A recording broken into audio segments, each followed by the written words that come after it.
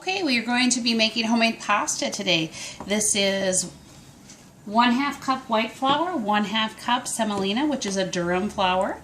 The regular all-purpose flour, you could do your noodles out of just plain flour, but they're not very good. I did them one time in a pinch and didn't care for them. So I'm mixing together the durum wheat, which is just a coarser wheat, and it's going to give it a little better texture, color, and taste and a flavor. You could do it with whole wheat. There's lots of varieties of things you can do, but this is kind of the two that we prefer. And you need to add 1/4 teaspoon of salt, making sure that you are evenly distributing the salt and giving it a good stir, because you don't want one person to have too much salt and another person not to have enough. So key to good baking is to evenly distribute and take your time with that. Yours will be all in a Ziploc baggie that you can shake and work around your Ziploc baggie. Okay, and I'm going to place this in the center of my silicone baking mat, making a well where we're going to pour our liquids, making sure it's wide enough. Important that it's wide enough that it maintains the liquids. We're going to crack open 1 egg into a separate bowl. That way I made sure there were no shells. Adding it to 1 tablespoon water, 1 tablespoon oil, and then we're going to use our fork.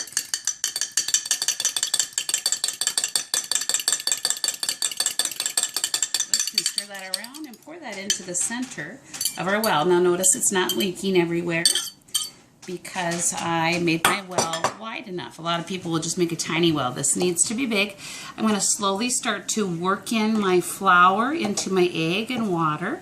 If that happens and you're like, oh no, it's flying off, you can lift your mat up and contain your fluids and your liquids.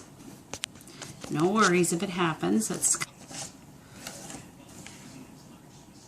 kind of like making Play-Doh, except very, very similar actually, because Play-Doh is flour, salt, and water. This one just has a little egg and oil, and you can make some Play-Dohs with oil as well. So it's kind of fun. I do teach Play-Doh making at school as a teacher a lot of times, working on fractions and things. That's kind of fun.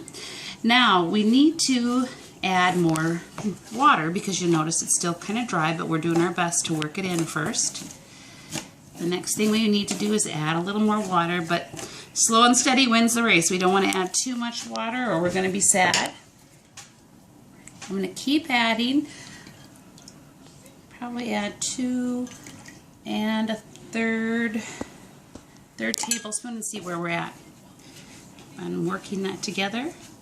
The nice thing about working at your dining room table like I'm doing, or what you're going to be doing in class, is you get some leverage, because as we're kneading and working on this product, it is good to have some height advantage, just so we can have more body weight put into it, especially for you as you're younger. Okay, we're getting there. So that was 3, about 3 1/2.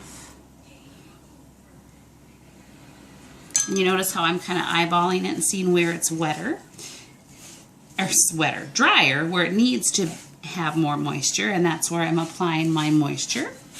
We're getting there, aren't we? It's about 4 now, right, Simon? We've added? Yep, okay. Let's see, we'll add a 5th. See where we get with that. And I'm not even doing full 5th. Full tablespoon portions, just kind of more like half full to 3/4 full. So that's a good thing to remember. Now we're coming together, so here's what I'm going to start doing. Now I'm going to switch to my hands and see where I'm at, because if we get too moist, that's not a good thing either. Okay, yep, and we are definitely moist. You can feel that now. Getting all my dough product picked up. These mats are great, really great investment for us to give them to you, so make sure you're not cutting or poking holes through them, because it is an expensive product to try and replace. Okay, now we're ready to start kneading. We've got our dough into a ball, and we are going to set our timer for 10 minutes and knead. Let me show you how you're kneading. Push, pull, push, pull. You're turning, pushing, pulling, and you actually will do this for 10 minutes, setting your timer. And statistically proven, for every 1 minute that you're working at a task you don't prefer, or that you're waiting in line or running a restaurant and people waiting in line hungry, it feels like 3. So do set your timer, and you'll do it for 10 minutes. You're going to go from kind of granularly to, it'll be firm, but it will be nice and smooth. After the 10 minutes, you'll divide your dough.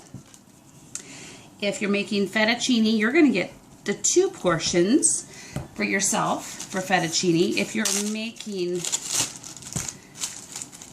the cheese ravioli, each partner will just get 1 portion because it's so much more when we're adding the cheese and the ravioli. And that way we get to make the Alfredo sauce, which is expensive too. And we will allow these to sit and rest for about 20 minutes.